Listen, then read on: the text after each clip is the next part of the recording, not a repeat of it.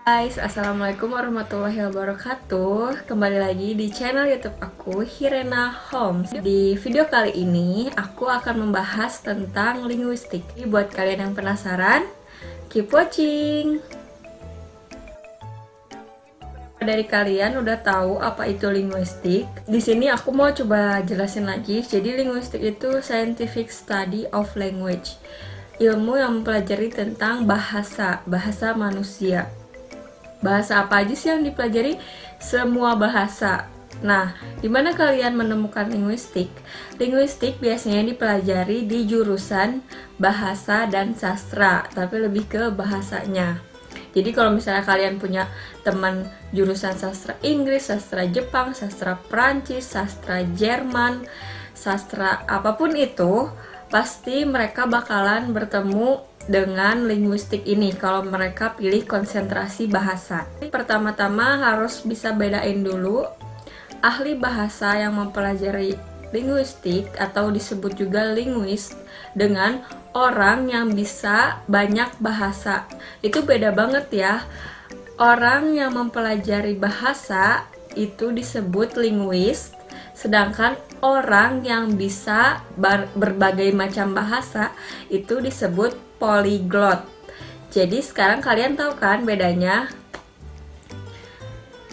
Oke, selanjutnya apa aja sih yang dipelajari di linguistik ini? Jadi intinya linguistik itu ada 3. Yang pertama adalah tentang sound atau suara. Di inti suara ini ada 2 subjek, yaitu fonetik dan juga fonologi. Yang kedua adalah structure atau struktur. Nah, di struktur ada 2 juga, ada morfologi dan sinteks. Dan yang ketiga di meaning.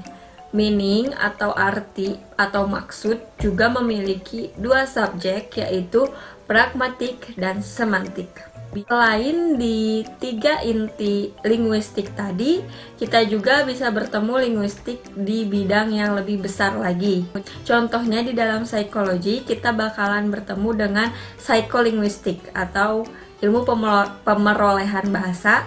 Kemudian di dalam dunia sosial, kita bisa bertemu sosiolinguistik atau ilmu bahasa yang berkaitan dengan dunia sosial. Contohnya nih kayak bahasa slang, yang kayak gitu-gitu, itu semua dipelajari di sosiolinguistik.